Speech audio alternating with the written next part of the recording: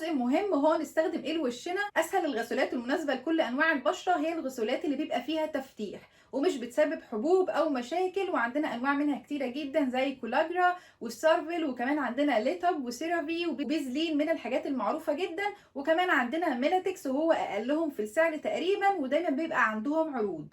طيب لو حاجه مناسبه لكل انواع البشره فشان جل من الانواع الحلوه جدا، وكمان في سينوبار وهم بعيدا عن التفتيح لو حد مش عايز حاجه تكون بتفتح. طيب لو جينا بقى نفصل كده روتين كامل لفصل الشتاء على حسب نوع كل بشره، ايه ممكن نغيره عن روتين فصل الصيف وايه نسيبه. وانا من واقع خبرتي كمجال عنايه للبشره، ولان بشرتي تقريبا كل فتره بتتغير من دهنيه لمختلطه وساعات بتميل للجفاف، فانا عندي موسوعه من المنتجات اللي هقول لكم رايي فيها عن تجربه شخصيه. خلينا نبدا اول حاجه كده بترتيب ابسط روتين ممكن نستخدمه، وهو بيتكون من 3 حاجات. اول حاجه الغسول بتاعنا، وتاني حاجه السان بلوك، وتالت حاجه المرطب. وايوه بنستخدم سان بلوك سواء في الشتاء او في الصيف، ده لا غنى عنه. اول حاجه بالنسبه للغسول لاصحاب البشره الدهنيه، مش لازم يغيروا ايه الغسول بتاعهم، بالعكس يعني في الشتاء مش بيبقى فيه الافراز الدهني اللي بيبقى بزياده، بالتالي مفعوله معاكم في الشتاء هيبقى حلو جدا. ولو سبب جفاف حاجه بسيطه فنقدر نعوض ده بالكريم المرطب. طيب لو جينا برضو نقول برضو انواع غسولات كده للبشره الدهنيه وتكون كويسه، عندنا حاجه طبعا في البادجت العالي شويه زي افن وإيفا كلار من لاروش بوزيه، وكمان عندي سيرافي من الحاجات الكويسه جدا بصراحه. اللاينز بتاعتها في كل انواع البشره حلوه قوي. وكمان عندنا في البادجت الاقل لو في ستارفل برضو من الحاجات الكويسه، كمان عندنا دراكون برضو من الانواع الكويسه، وسولودكس، وفي لاين من سيبا كلار من شركه حياه، ده يعتبر اقلهم في السعر ومن الحاجات الحلوه جدا، وكمان بيبقى عندهم عروض. طيب لو بشرتنا مختلطه ففي الصيف فممكن اغير فعلا الغسول لحاجه اخف، يعني لو بستخدم غسول مثلا زي افن او من لاروش بوزيه الإيفا كلار مش هيبقى احسن حاجه، وممكن يعني يخلي بشرتي تميل للجفاف. فمن المنتجات الحلوه قوي اللي ممكن نستخدمها هو اكرين من الغسولات الحلوه جدا جدا، كمان سيرافي زي ما قلنا هو من الانواع الحلوه في كل اللاينز بتاعته لكل انواع البشره، نقدر كمان نستمر عليه مفيش مشكله. وعندنا كمان من بيزلين برضو، او لو هي بشره مختلطه مايله للدهنيه فممكن اكمل على الغسول عادي بتاع البشره الدهنيه او الغسول اللي انا كنت بستخدمه في فصل الصيف عادي جدا. اما بقى اصحاب البشره الجافه فلازم خطوه الغسول دي اهتم بيها جدا، لازم يبقى غسول مش بيسيب جفاف للبشره، يعني يسيبها مترطبه وفي زيوت ومواد بتحافظ عليها. عندنا الانواع زي سيرافيل هايدريتنج، وكمان لاروش بوزيه الليبي كار تحفه جدا يا جماعه وكان نازل عليه عروض، وكمان عندنا من كيليو اللي هو الكلينزر اللي هو الالترا موسترايزر، وكمان عندنا نيفيا الجنتل كلينزر، وكمان عندنا من دراكون الازرق من الانواع والشركات الحلوه جدا، وكمان عندنا بايوديرما الاتوديرم وده من الحاجات اللي انا بستخدمها برضو شخصيا. وابسط حاجه خالص لو مش عارفين نجيب اي حاجه من الحاجات دي نستخدم صابونه الجليسرين. اما بالنسبه لاصحاب البشره العاديه لو الغسول ماشي معاكم تمام خلاص ما تغيروهوش، لكن لو مالت للجفاف هستخدم الغسولات اللي فاتت اللي احنا قلناها بتاعت نوع البشره الجافه، وممكن ازود عليهم كمان نوعين يعني يبقوا ماشيين برضو مع نوع البشره العاديه زي لوريال الهيالورون اللي هو بالهيالورونيك اسيد اللاين الجديد، هو طبعا واضح انا مستخدماه كتير جدا. وكمان عندنا نيتروجينا الهيدرو بوست وده خلصان خالص من عندي، يعني حاجات تجربه شخصيه بصراحه بتبقى حلوه قوي. طيب لازم اخد بالي بقى من حاجات مهمه جدا او تبس تبقى مهمه جدا معايا، لازم اخد بالي من عدد مرات غسيل البشره، يعني بتبقى مره او مرتين بالكتير قوي بيبقى حلو جدا، وابعد عن الميه السخنه وتنشيف البشره يبقى بالراحه. وكمان لما اخليها منديه ممكن احط سيرم الهيالورونيك اسيد بيبقى حلو جدا جدا ونتيجته جميله، وهكلمكم عن انواع السيرمز المختلفه اللي ممكن نمشي عليها في اخر الفيديو. بعد كده هستخدم المرطب بتاعي. خطوه المرطب مهمه جدا في جميع انواع البشره وكمان البشره الدهنيه، بس اصحاب البشره الجافه بالذات مهمه قوي، وفي انواع كتيره جدا سواء للبشره الجافه سواء بايوديرما الاتوديرم وده برضو اللي انا بستخدمه شخصيا حلو قوي وترطيبه عالي، او كمان ممكن نجيب لاروش بوزيه الليبي كار من الحاجات الحلوه جدا.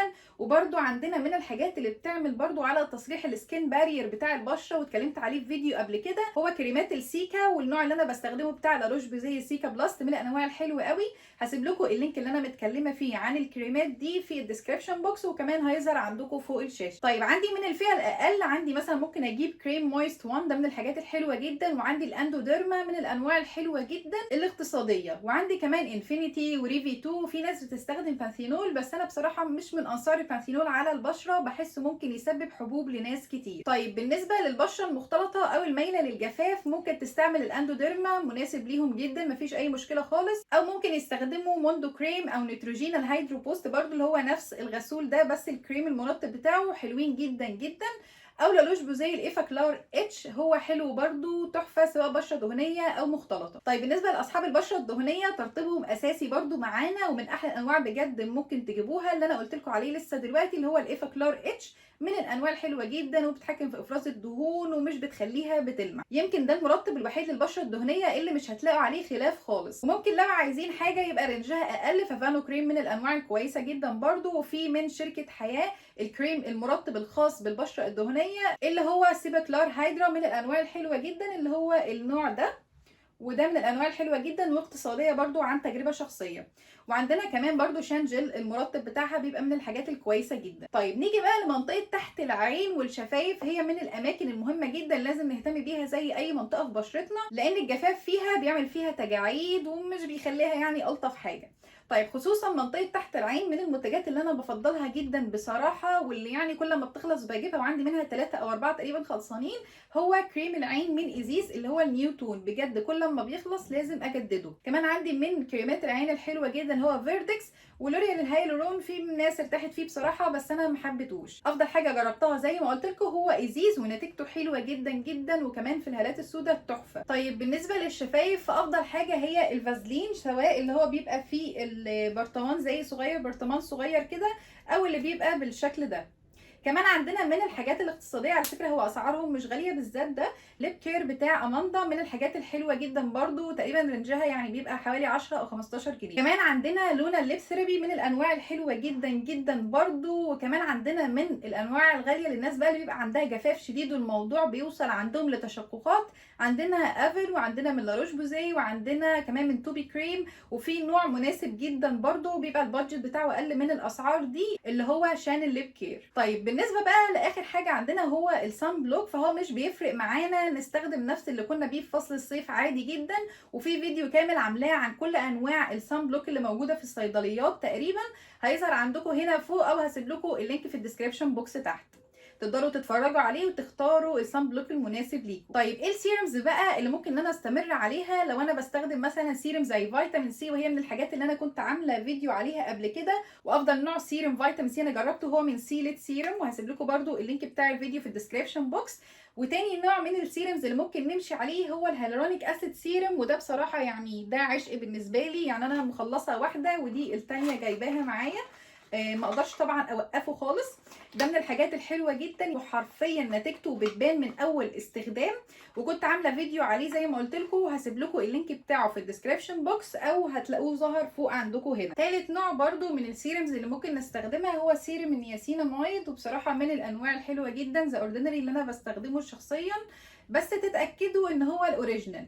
كل الانواع دي عادي جدا كويسين، السيرمز المغذيه عموما للبشره من السيرمز الكويسه اللي ممكن نستمر عليها صيف او شتاء، مفيش منها مشاكل خالص، مش محتاجين نوقفها او نغير من طريقه استخدام اي حاجه فيهم. لكن المقشرات هي برضو مهمه في فصل الشتاء، بس برضو يعني لازم اخد بالي من طريقه استخدامها. انا اللي انا بستخدمه بصراحه هو الريتينول بي 3 من لاروش بوزي، لازم اخد بالي ان انا اقلل عدد المرات اللي بستخدم فيها المقشر، كمان اقلل الوقت اللي بسيبه فيه على بشرتي علشان ما يسببش جفاف لبشرتي. ولو هشتري حاجه جديده استخدم تركيز اقل، او منتجات مثلا ممكن يكون فيها اللاكتيك اسيد، يعني اقل في التقشير واخف على البشره. وانا من المفضلات عندي في المقشرات ومفيش خلاف عليه زي ما قلت لكم هو سيرم الريتينول من لاروش بوزي، هو من السيرمز الجديده اصلا، وهو ده شكله، وهيظهر برده صوره ليكم على الشاشه، هبقى اعمل لكم فيديو عنه بالتفصيل. ومن الانواع الحلوه قوي برده اللي ممكن تستخدموها الريتينول سيرم من نتافيس، هو من الحاجات الحلوه قوي، وهسيب لكم برده لينك كده في الفيديو